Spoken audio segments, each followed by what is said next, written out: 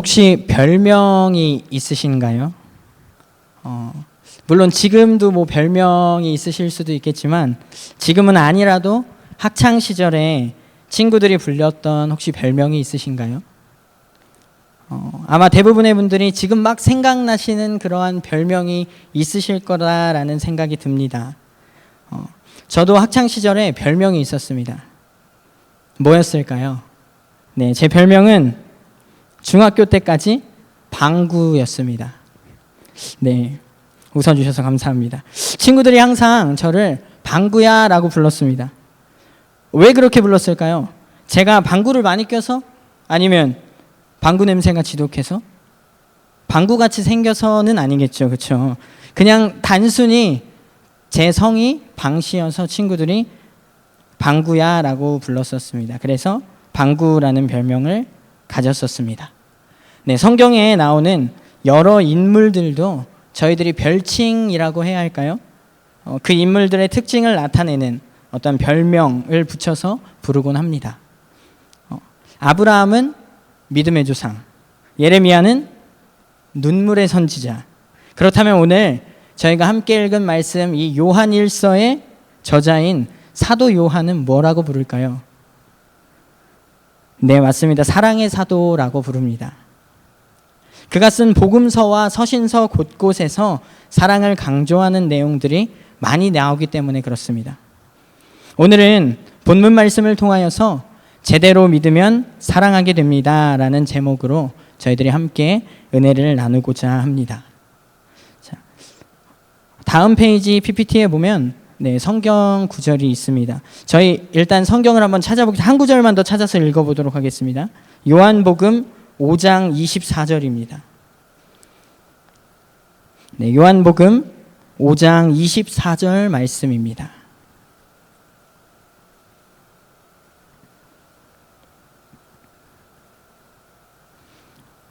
네, 함께 합독하여 읽도록 하겠습니다.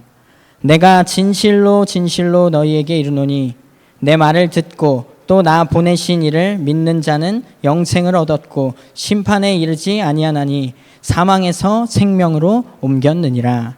아멘. 자, PPT 한번 띄워주시겠습니까? 네. 요한일서 3장 14절 말씀과 요한복음 5장 24절 말씀입니다.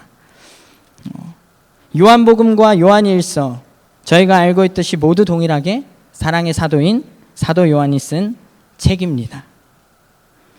요한복음 5장 24절에서는 믿는 자는 사망에서 생명으로 옮겼느니라 라고 말하는 것, 또 요한일서에서는 사랑으로 말미암아 사망에서 옮겨 생명으로 들어간다 이렇게 이야기했는데 두 말은 동일한 말입니다. 같은 표현입니다.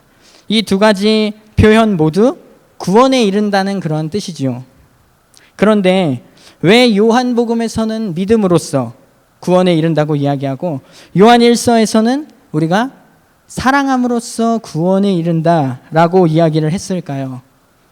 조금 차이가 있으니까 요한복음 썼을 때는 믿음으로, 요한일서 쓸 때는 사랑으로, 그 사이에 이 사도 요한의 어떤 관점이 바뀐 것일까요? 생각이 바뀐 것일까요?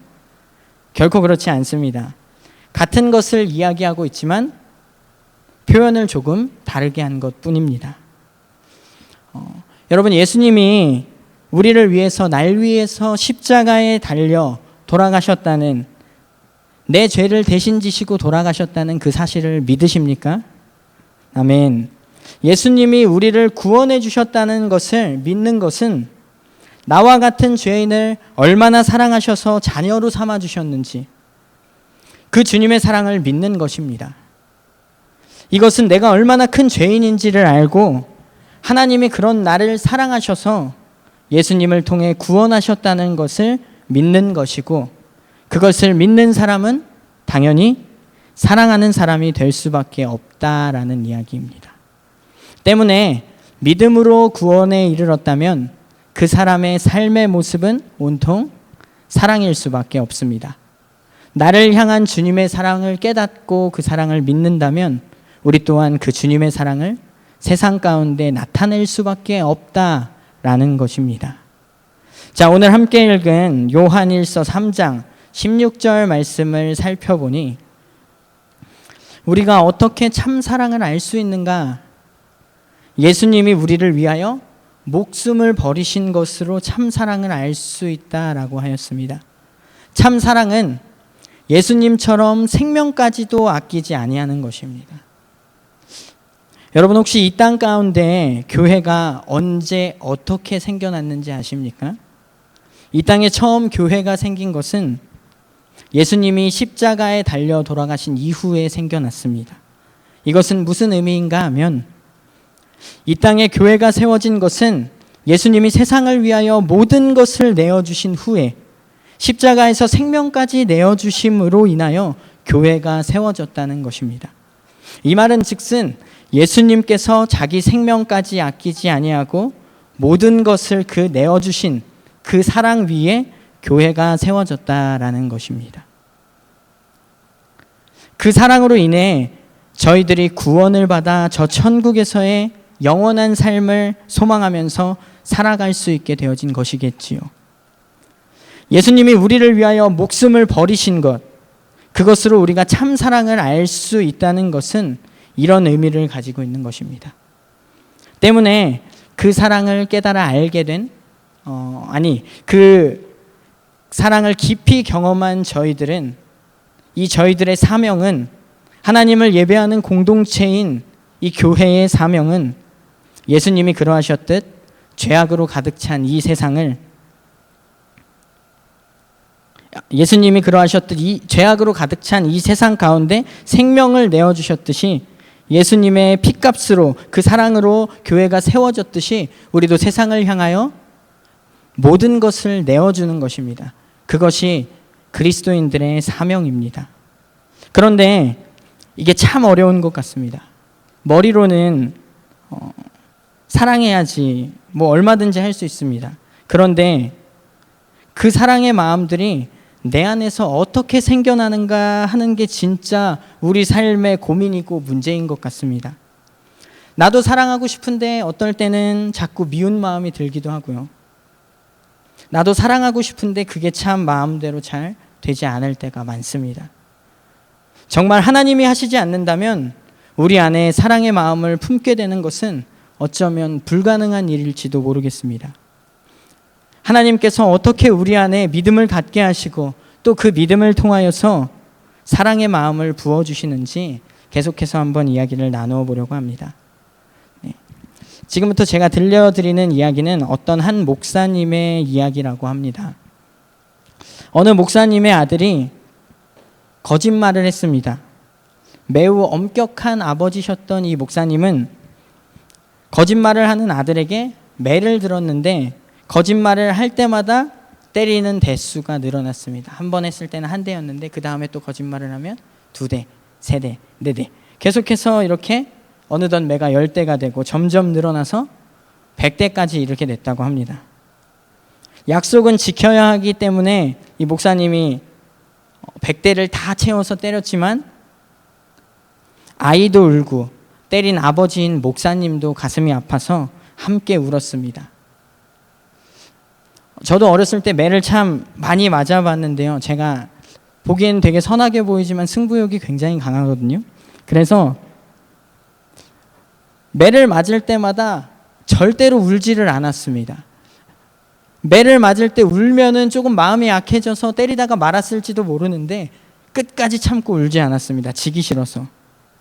근데 참 이상한 게 매를 때리고 나면은 꼭 그 후에 조금 시간이 지나고 나서 불러서 약을 발라주시더라고요. 근데 그때는 정말 눈물을 참을 수가 없더라고요. 약을 발라주실 때는 눈물이 나더라고요. 아니 약을 발라줄 거면 차라리 때리지를 말던가. 그때 당시에는 정말 이런 마음을 가지고 있었던 것 같습니다. 그런데 지금 와서 생각해보면 이 매가 잘못을 바로잡아주기 위한 사랑의 매였다는 사실을 알게 되었습니다. 네, 다시 돌아와서 때린 아버지와 맞은 아들이 함께 울었을 때 그 순간 성령님께서 이 목사님에게 말씀하셨다고 합니다. 너는 항상 잘했니? 만약에 내가 잘못했을 때마다 내가 매를 들었다면 너는 어떻게 됐겠니? 그제서야 이 성령님의 목소리, 그 음성을 들은, 그 마음의 감동을 들은 이 목사님께서는 그제서야 십자가의 사랑과 용서의 복음이 마음 깊이 깨달아졌다고 합니다. 이러한 사건이 있은 뒤, 얼마 뒤, 너무나 한결같은 이 아들이 또 거짓말을 했습니다. 어떻게 됐을까요? 101대를 채워서 때렸을까요? 그렇지 않습니다. 이때 목사님은 탕자를 위해서 잔치를 베푸신 아버지, 그 아버지의 마음, 그 이야기가 생각이 났다고 합니다. 그래서 집안에 파티를 준비했습니다. 온 집안을 풍선으로 장식을 하고 웰컴이라는 문구를 써놨습니다. 그리고는 아들이 오기를 기다리고 있었습니다. 아들은 거짓말 때문에 이미 100대까지 다 맞아봤잖아요. 그러니까 이제 두려운 마음으로 오늘은 101대를 맞겠구나, 이 두려운 마음을 가지고 집에 안 들어갈 수는 없으니까 들어갔습니다. 그렇게 잔뜩 겁을 먹고 집으로 들어왔는데, 근데 이게 웬일? 집으로 들어갔는데 온갖 풍선 장식과 함께 밝은 표정으로 나를 맞아주시는 아버지, 그리고 활용 정점으로 위에 웰컴이라고 써있는 맛있는 음식들을 준비해 놓은 그 아버지의 모습을 보고 이 아들이 당황하지 않을 수가 없었습니다. 저는 정말 섬뜩했을 것 같습니다. 내가 거짓말을 해서 혼날 줄 알았는데 파티를 준비해 놓고 아버지가 과연 나를 어떻게 또 오늘 죽이시려고 이렇게 준비를 하셨나. 이 아들도 역시 반신반의하며 의아했습니다. 근데 이때 목사님이 계속해서 사랑을 표현하고 내가 지금까지 너를 때렸었던 그런 것을 미안하다라고 고백하면서 아들에게 이야기하며 용서를 구했습니다. 그랬더니 이 아이가 점점 변화되었다고 합니다. 어느 날은 아들이 아버지께 지금까지 한 번도 해보지 않았던 농담을 걸어오는 것을 보면서 목사님은 비로소 이 아이가 진짜 나를 아버지로 생각하는구나 라고 느끼고 깨달았다고 합니다. 그러면서 목사님의 목회의 현장 가운데 그 사랑을 적용하게 되었다고 합니다. 이처럼 정말 십자가의 복음을 깨달은 사람은 사랑의 사람이 될 수밖에 없습니다.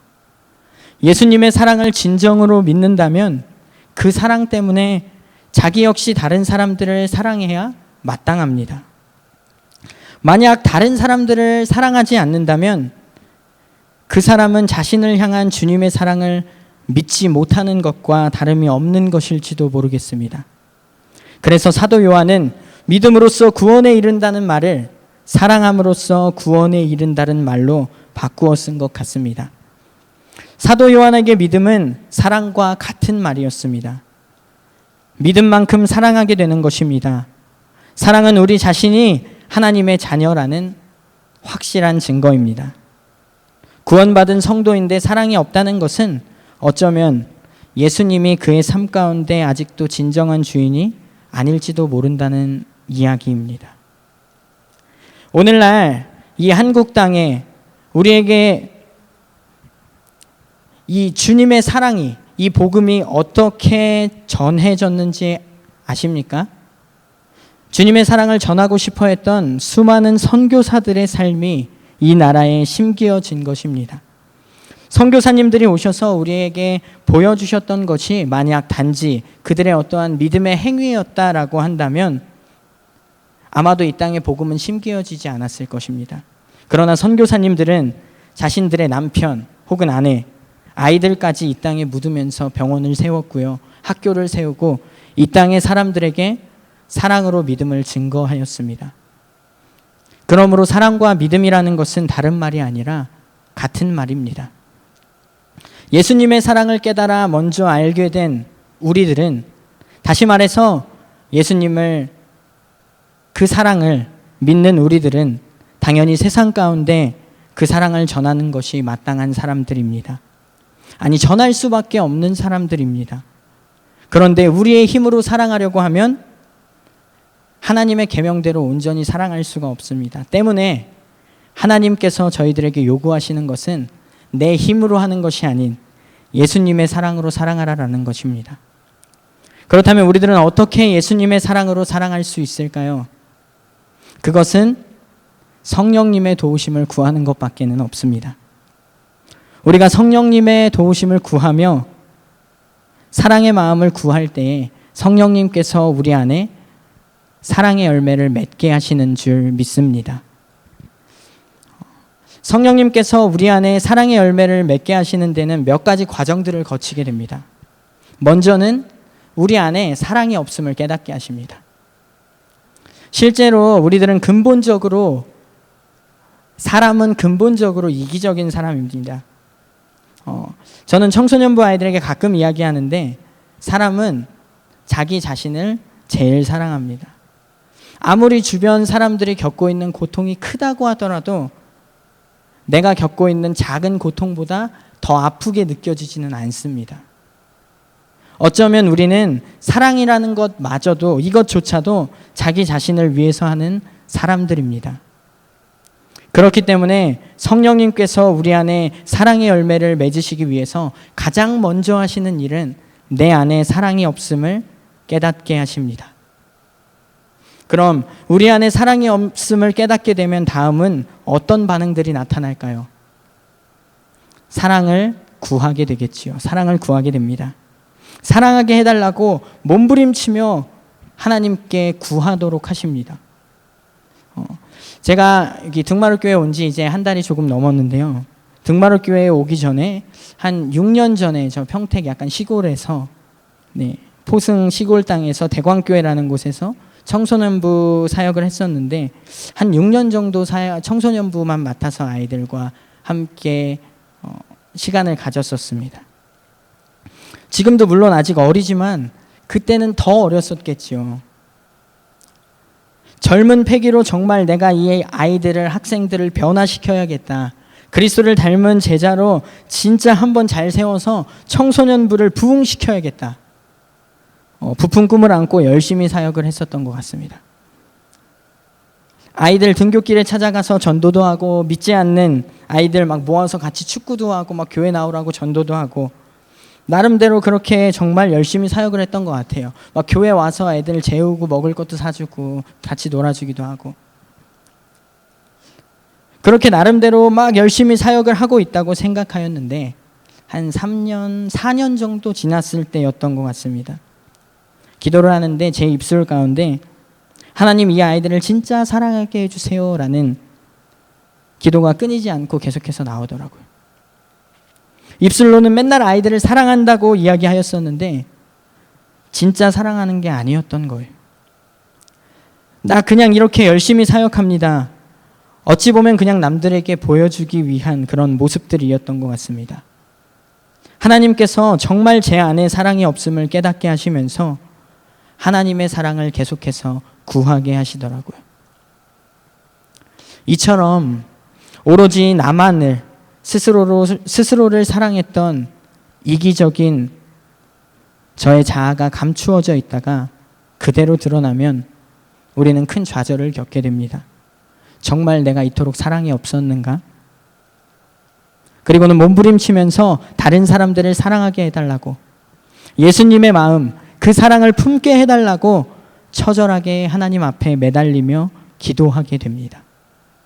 자기 사랑이 없는 자신에 대한 절망의 과정을 거치면서 자기 안에 내 안에 사랑이 없는 그 절망의 과정을 거치면서 비로소 우리의 옛사람이 이미도 예수님과 함께 십자가에 못 박혔다는 그 진리를 받아들이게 되는 것입니다. 이러한 과정들을 거치게 된 후에는 비로소 하나님께서 사랑을 부어주십니다. 온전히 다른 사람을 사랑할 수 없었던 내가 이미 예수님과 함께 십자가에서 죽었고 이제 예수님의 새 생명으로 사는 존재임을 인정할 때에 하나님이 우리에게 사랑을 부어주실 것입니다. 우리 자신의 힘으로 사랑하는 것이 아니라 예수님의 사랑으로 사랑하는 사람이 되게 하십니다. 우리가 할 수 있는 것은 그저 나는 예수님과 함께 죽었습니다 라고 고백하며 시인하는 것밖에는 없습니다. 그러면 예수님께서 우리의 삶에 역사하실 것입니다. 다시 말해서 나는 죽었습니다 라고 주님 앞에 고백하는 것이 우리 안에 사랑의 시작입니다. 사랑하려고 노력하는 것이 아니라 사랑이 되어지는 것입니다. 이것이 성령의 열매이며 진짜 예수님을 믿는 것인 줄 믿습니다. 아멘. 네, 반주 좀 잠깐 해주시겠습니까? 혹시 지금 나를 힘들게 하는 그러한 사람들이 있으십니까? 도저히 사랑할 수 없을 것 같은 사람이 있으십니까? 그렇다면 오늘 함께 기도하며 이렇게 고백했으면 좋겠습니다. 주님, 저는 죽었습니다. 주님, 내 안에 맺힌 마음들을 풀지 못하는 저는 죽었습니다. 용서하지 못하는 내 마음은 이미 예수님과 함께 죽었습니다. 주님의 사랑으로 사랑하게 하여 주시옵소서. 우리 안에 여전히 사랑이 부족함을 고백하며 성령 하나님의 도우심을 구하며 함께 기도하는 시간들이 되었으면 좋겠습니다.